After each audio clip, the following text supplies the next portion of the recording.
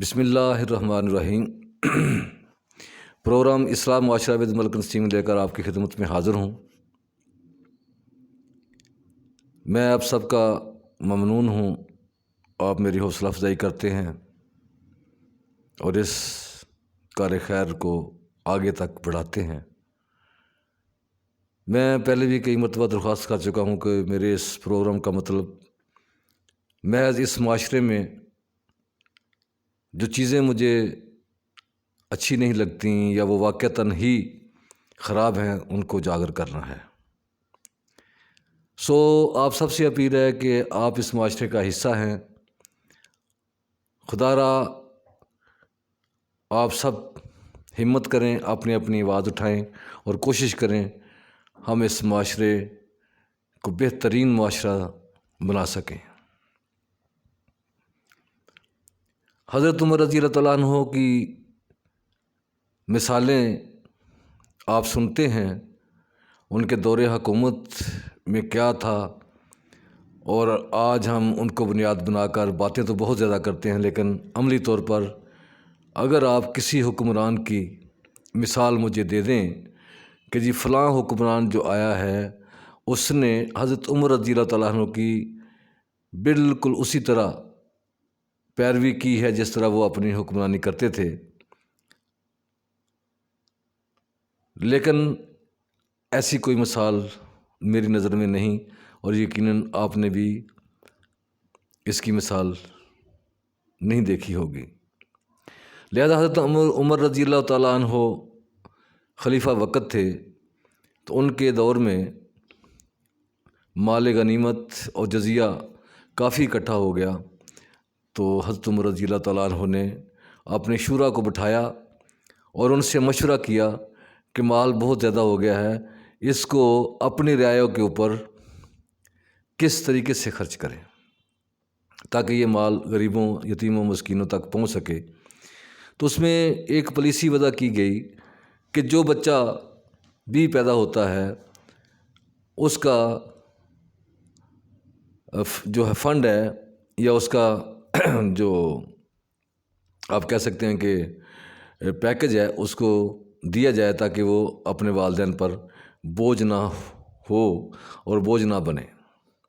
لہذا شورا میں ایک چیز طے پائی کہ چونکہ بچہ جب پیدا ہوتا ہے تو اس نے ماں کا دودھ ہی پینا ہوتا ہے اور وہ کسی پر بوجھ نہیں ہوتا، لہذا وہ جب تک اپنی ماں کا دودھ پیتا رہے تب تک اس کا خرچہ مقرر نہ کیا جائے جب تک کہ وہ دودھ نہ چھوڑے۔ تو ان لوگوں کا خرچہ مقرر کر دیا گیا، جو بچے جب تک ماں کا دودھ پیتے تھے اور جب چھوڑتے تھے اور چھوڑنے کے بعد ان کا دودھ کا خرچہ لگ جاتا تھا تاکہ وہ اپنے والدین پر بوجھ نہ بنے، اور ان کی تعلیم و تربیت اور ان کے میڈیکل سب جو ہے وہ اس وقت کی دور میں حضرت عمر رضی اللہ تعالیٰ عنہ کی حکومت ہی دیا کرتی تھی۔ ایک دن حضرت عمر رضی اللہ تعالیٰ عنہ ایک گلی سے گزر رہے تھے، تو وہاں سے ایک بچے کے رونے کی آواز آئی۔ پھر آپ وہاں سے واپس آئے تو بچہ تب بھی رو رہا تھا اور بہت چلا رہا تھا، تو آپ صلی اللہ علیہ وسلم آپ رضی اللہ تعالیٰ عنہ نے اس گھر کا دروازہ کھٹکھٹایا اور پوچھا کہ یہ بچہ کیوں رو رہا ہے؟ تو اس کی والدہ نے کہا کہ حضرت عمر رضی اللہ تعالیٰ عنہ نے بچے کا جو خرچہ لگایا ہے وہ دودھ چھوڑنے کے بعد شروع ہوگا، لہذا ہمارے حالات ایسے ہیں کہ ہم چاہتے ہیں کہ بچہ جلدی جلدی دودھ چھوڑے اور اس کا جو خرچہ ہے وہ گورنمنٹ حضرت عمر رضی اللہ تعالیٰ عنہ کی اٹھائے۔ تو اس میں ہوتا کیا کہ ہم وقت سے پہلے کوشش کرتے ہیں کہ جلدی جلدی بچہ دودھ چھوڑ دے، اور اس کو ہم دودھ چھوڑانے کی کوشش کر رہے ہیں تاکہ جو ہی یہ دودھ چھوڑے گا تو حضرت عمر رضی اللہ کی طرف سے ہمیں خرچہ لگ جائے گا۔ لہٰذا جب آپ نے یہ اس سے بات سنی تو آپ مسجد نبوی میں نماز کے ٹائم پہنچے تو حضرت علی کرم اللہ وجہہ وہاں پہ موجود تھے۔ آپ حضرت عمر رضی اللہ تعالیٰ عنہ ہر ایک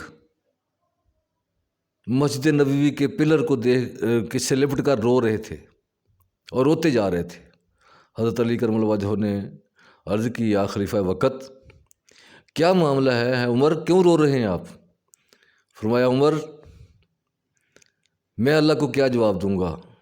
مجھے ڈر لگ رہا ہے کہ میری وجہ سے مائیں اپنے بچوں کو وقت سے پہلے دودھ چھڑانا شروع ہو گئی ہیں، لہذا مجھ سے بہت بڑی غلطی ہوئی ہے، ہمیں خوف ہے کہ میں اللہ کو کیا جواب دوں گا۔ لہذا حضرت علی کرم اللہ وجہہ نے حضرت عمر رضی اللہ عنہ کو دلاسا دیا کہ آپ وقت کے خلیفہ ہیں، آپ کے پاس پاور ہے، آپ رو کیوں رہے ہیں؟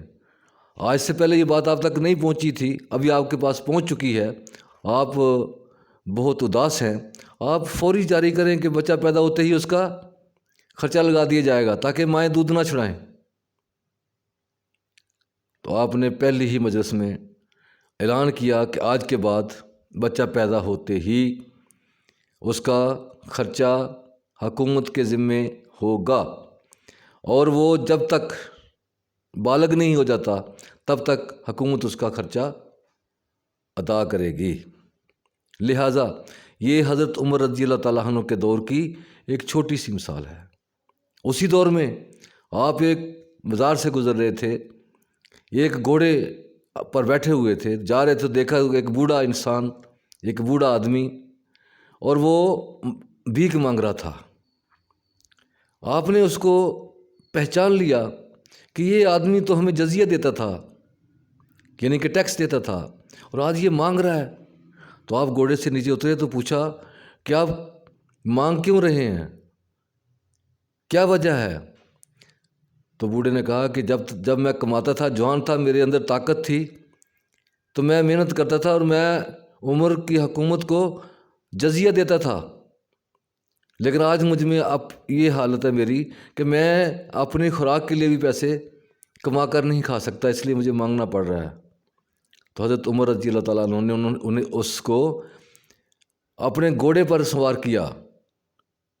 تو اس بوڑھے انسان نے کہا کہ میں ایک یہودی ہوں۔ آپ نے فرمایا کہ آپ بے شک یہودی ہیں، لیکن جب آپ میں طاقت تھی آپ میری حکومت کو جزیہ دیتے تھے۔ آپ نے اسی وقت اس کو گھوڑے پر سوار کیا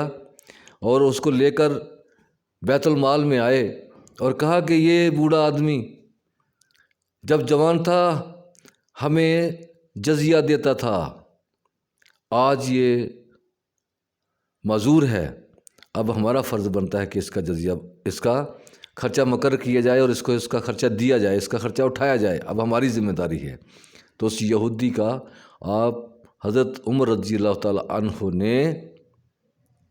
خرچہ لگایا کہ اب یہ ہماری ذمہ داری ہے۔ سو میرے بھائیوں، میرے کہنے کا مطلب یہ ہے کہ دیکھیں حضرت عمر رضی اللہ تعالیٰ عنہ 700 کلومیٹر یعنی 700 میل کا سفر، وہاں پہ آپ نے ایک قلعہ فتح کیا، تو 700 میل کے فاصلے پر تھا وہ،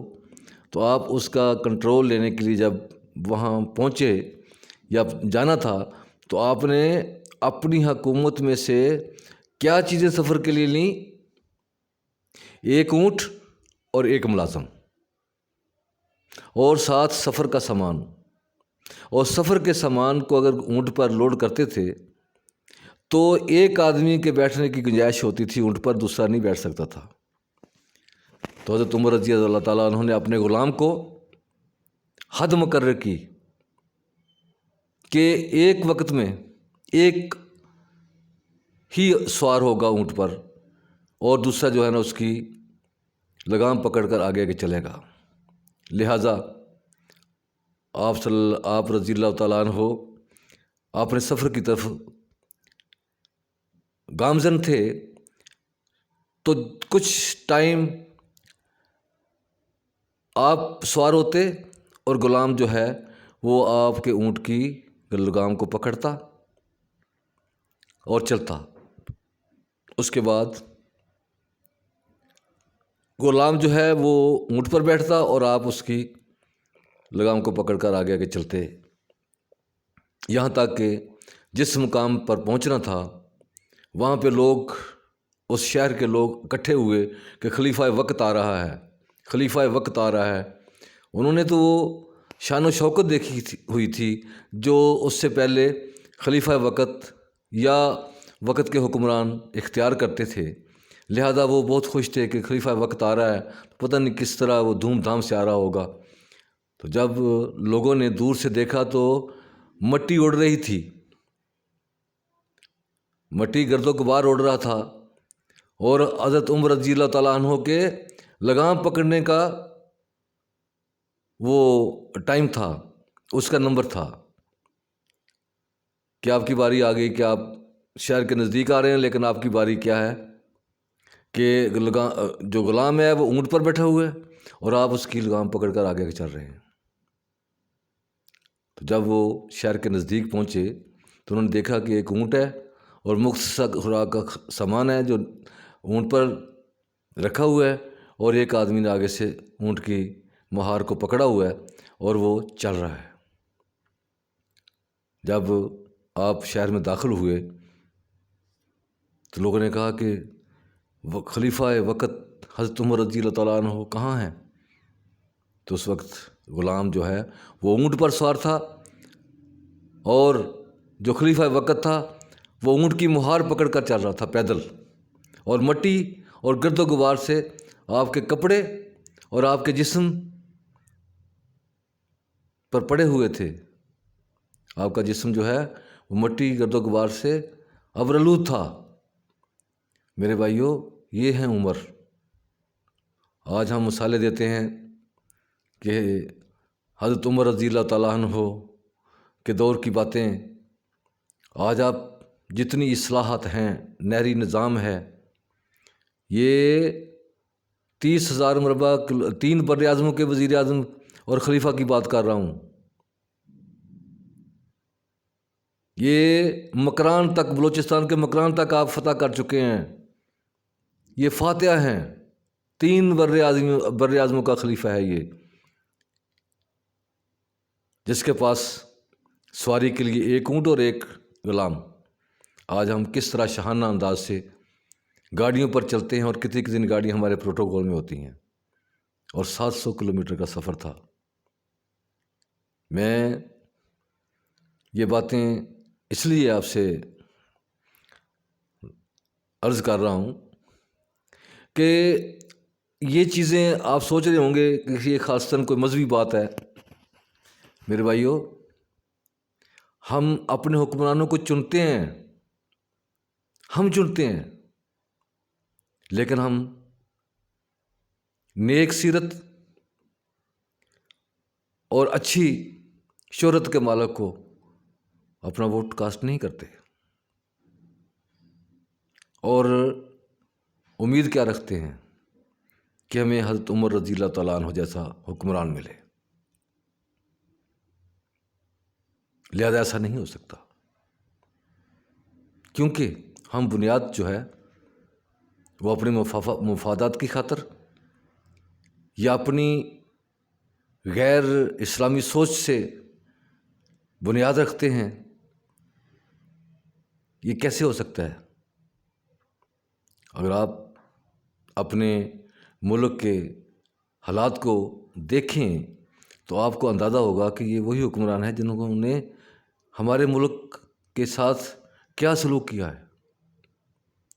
ان کو ہم نے ہی چوز کر کے بھیجا تھا۔ کیا یہ ہماری چوائس صحیح ہے؟ بار ہم تجربات کرتے جاتے ہیں، لیکن اس سے سیکھتے کچھ بھی نہیں ہیں۔ لہٰذا حضرت عمر رضی اللہ تعالیٰ عنہ جیسے حکمران کی امید تب ہی رکھی جا سکتی ہے جب ہم خود حضرت عمر رضی اللہ تعالیٰ عنہ کے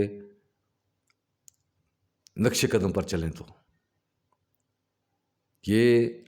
صرف حکمرانی کی حد تک ہی نہیں، یہ ہمارے اپنے انداز سے ہم اپنے معاشرے کو ان کے انداز سے تبدیل کر سکتے ہیں۔ ان جیسا صبر حوصلہ رکھ کر اپنے آپ کو سادہ رکھ کے اور متوسط سوچ رکھ کے کسی کے ساتھ سختی نہ ہو، کسی کے ساتھ زیادتی نہ ہو، کسی کے ساتھ ہم برا نہ کریں اور انصاف سے چلیں۔ کوئی فیصلہ آئے تو ہم انصاف کریں، کسی کا فیصلہ کرنا ہو تو ہم انصاف کریں، اور ہم کسی کے ساتھ اگر کوئی بات کرتے ہیں تو اس کو تول کر وزن کر کے اس کے ساتھ وزن کر کے کریں، اس کا توازن برقرار رکھیں، نہ کہ گرمی آئی انسان گرمی سے ہمیشہ شکست خوردہ ہوتا ہے، کیونکہ اس میں پتہ نہیں چلتا کون سی بات صحیح اور کون سی غلط۔ لہٰذا آپ سب سے درخواست ہے کہ حضرت عمر رضی اللہ تعالیٰ عنہ کے قوانین کو فالو کریں، ان کے تدبر کو فالو کریں، ان کی زندگی کو فالو کریں، اسٹڈی کریں حضرت عمر رضی اللہ تعالیٰ عنہ کی زندگی سے متعلق۔ شیطان آپ کا راستہ چھوڑ دیتا تھا، آپ کے راستے میں اگر آپ جا رہے ہوتے تھے تو راستے میں شیطان راستہ بدل لیتا تھا۔ میرے بھائیو، حضرت عمر رضی اللہ عنہ کی ہم مثالیں دیتے ہیں، کیا ہم حضرت عمر رضی اللہ تعالیٰ عنہ جیسا حکمران پانے کے لیے کچھ کوشش بھی کرتے ہیں؟ ہمیں چاہیے کہ ہم کوشش کریں کہ ہم کس طرح حضرت عمر رضی اللہ تعالیٰ عنہ جیسا حکمران لا سکتے ہیں۔ اللہ پاک ہم سب کو توفیق عطا فرمائے۔ السلام علیکم ورحمۃ اللہ وبرکاتہ۔